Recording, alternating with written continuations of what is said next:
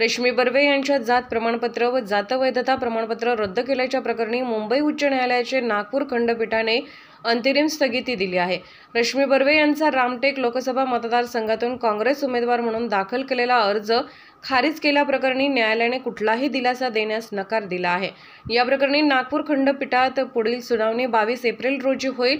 विशेष म्हणजे तोवर रामटेक लोकसभा मतदारसंघासाठीचं मतदान पार पडलेलं असेल, त्यामुळे रश्मी बर्वे यांना जात व जातवैधता प्रमाणपत्र रद्द केल्याप्रकरणी दिलासा मिळाला असला तरी त्यांची उमेदवारी खारिज केल्याप्रकरणी दिलासा मिळालेला नाही।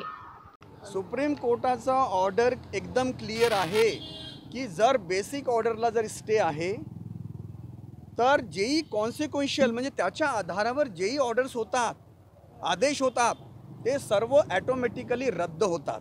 तर हे जिल्हा परिषदची जे रद्द झालेली आहे सदस्यत्व, तर ही जे ॲटोमॅटिकली रद्द होईल। सर हिंदी में जानना चाहेंगे आप? ते सुप्रीम कोर्ट जजमेंट आहे लेह लद्दाखचं, आणि सुप्रीम कोर्ट म्हणतो की जर एक्सेप्शनल सिच्युएशनमध्ये काहीतरी आर्बिट्ररीनेस झालेला असेल किंवा इलिगॅलिटी झाली असेल तर हायकोर्टाला पॉवर्स आहेत की हायकोर्ट जे आहे ते इलेक्शन प्रोसेसला पुन्हा जे आहे त्यांना रिव्हेरिफिकेशन किंवा नॉमिनेशन फॉर्म फ्रेश भरायसाठी ते परमिशन देऊ शकतो।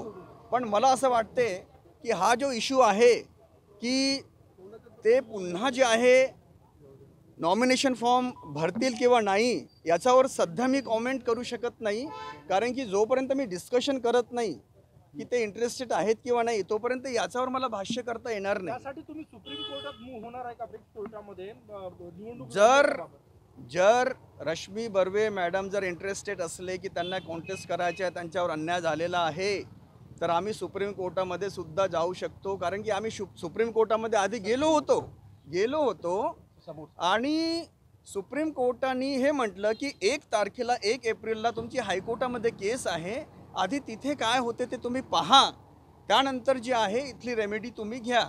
तर आता हायकोर्टाने स्टे दिलेला आहे, अजूनही ऑर्डर पास केलेला आहे, तर आमच्याकडे आता कॉज ऑफ ॲक्शन आहे की आम्ही सुप्रीम कोर्टामध्ये ताबडतोब जे आहे जाऊन जर आम्हाला इलेक्शन लढायचं आहे पार्लमेंटरी कॉन्स्टिट्युन्सी रामटेकमध्ये, तर आम्हाला तसं सुप्रीम कोर्टातून किंवा जेही प्रॉपर प्रोसिजर आहे किंवा जेही रेमेडी अवेलेबल आहे ते आम्ही करू।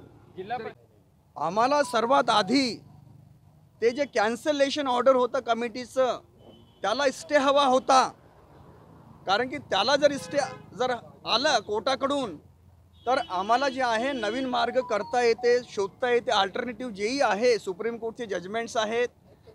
आणि असंही जजमेंट आहे की जर ओरिजिनल ऑर्डरला जर स्टे आहे तर ॲटोमॅटिकली जेही कॉन्सिक्वेन्शियल ऑर्डर्स आहेत, प्रोसिडिंग्स आहे, ते सर्व आपोआप रद्द होतो। आपोआप शब्द ॲटोमॅटिकली। आणि तो ऑर्डर जसं रिटर्निंग ऑफिसरचा ऑर्डर आहे तो नॉन एस्ट होणार, नॉन एस्ट म्हणजे त्याचे अस्तित्व राहणार नाही।